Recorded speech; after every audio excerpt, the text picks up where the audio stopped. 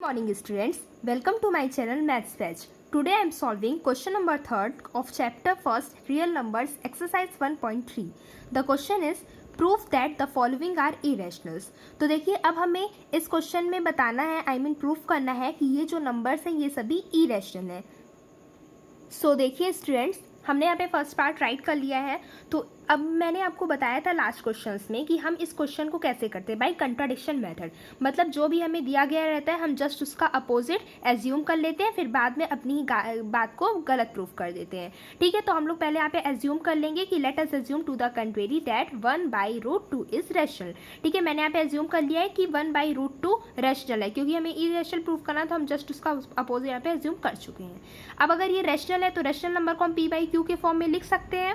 तो मैं यहाँ पे इसे p/q के फॉर्म में लिख दूंगी. तो देखिए now let 1/√2 is equal to p/q हमने यहाँ पे लिख दिया है, जहाँ पे p/q जो है वो हमारे को प्राइम नंबर है. को प्राइम मतलब मैंने आपको बताया था जिसके सिर्फ कॉमन फैक्टर 1 रहते हैं, उसके अलावा कुछ भी नहीं. ओके, तो यहाँ पे हमने लिख दिया कि ये हमारे को प्राइम है और q जो है वो हमारा जीरो के इक्वल नहीं होना चाहिए, क्योंकि रैशनल नंबर में ऐसा ही होता है, डिनोमिनेटर जो रहता है वो हमारे जीरो के इक्वल नहीं होता है.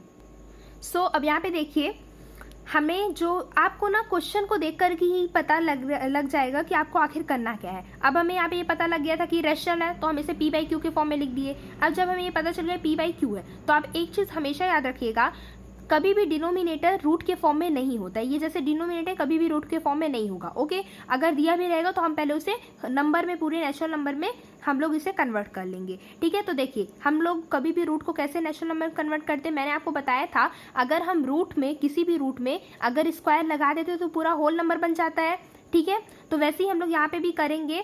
1/√2 को लिख लेंगे, मल्टीप्लाई कर देंगे नीचे रूट से. √2 से अगर हम इसको मल्टीप्लाई करेंगे तो ये हमारा पूरा होल नंबर 2 मिल जाएगा, नेचुरल नंबर मिल जाएगा.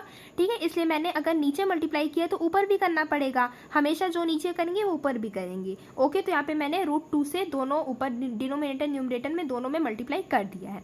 तो अब हम यहाँ पे जैसे मल्टीप्लाई किए तो √2/2 आ गया, वो हमारे p/q के इक्वल एज इट इज हमने लिख दिया.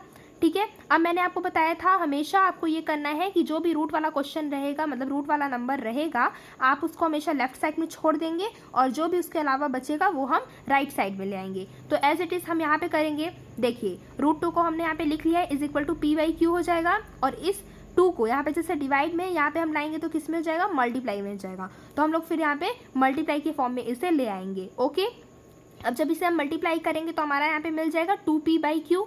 ठीक है, अब आप यहाँ पे देख सकते हैं p/q हमारे इंटीजर्स हैं. ओके, और जब हमने इसे इस फॉर्म में लिख दिया है तो ये हमारे रैशनल नंबर के फॉर्म में है. ये मान लीजिए ये हमारा पूरा a है.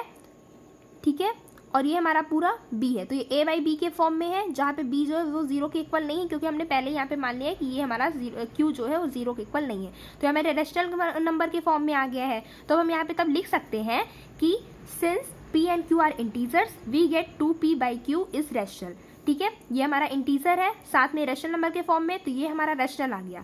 अगर ये हमारा रैशनल है, मतलब राइट हैंड साइड वाला हमारा रैशनल है, तो ये जो लेफ्ट हैंड साइड जो इक्वल में इसके दिया गया है तो वो भी तो रैशनल होगा.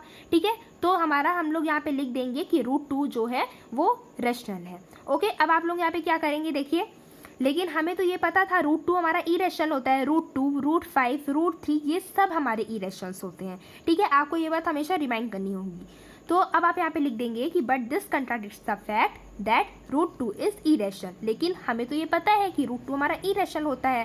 ठीक है, अब हम अपनी ही बात को यहाँ पे लास्ट में गलत प्रूफ करेंगे. कैसे, तो देखिए अब हम लोग यहाँ पे क्या लिख देंगे कि this contradiction has arisen because of our incorrect assumption that 1/√2 is rational.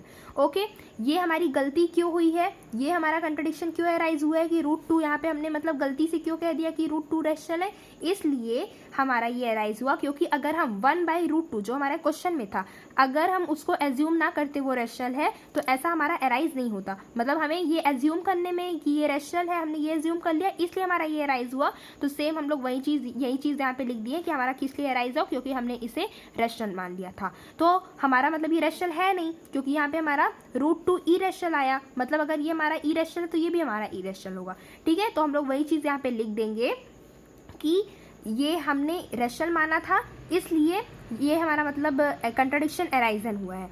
Okay अब हम लोग यहाँ पे कंक्लूड करेंगे कि हमारा 1/√2 जो है वो इरेशनल है, मतलब हम अपनी ही बात को यहाँ पे गलत प्रूफ कर। आई होप आप लोगों को ये पार्ट अच्छे से समझ में आया होगा। If you like our videos then please share, subscribe and like our channel. Thank you.